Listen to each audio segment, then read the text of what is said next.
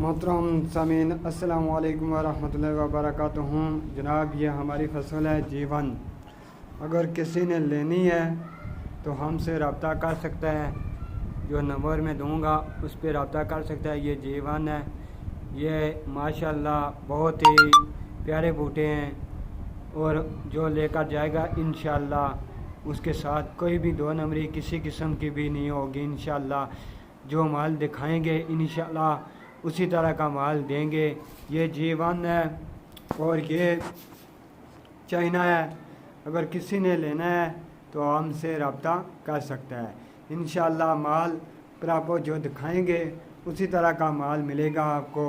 कोई भी किसी किस्म की दो नंबरी नहीं होगी। इंशाअल्लाह अल्लाह और उसके रसूल को हाजिर नाजिर जान के जो दिखाएंगे इंशाअल्लाह वही हम सेल करेंगे। उम्मीद है कि आपको पसंद आएगा।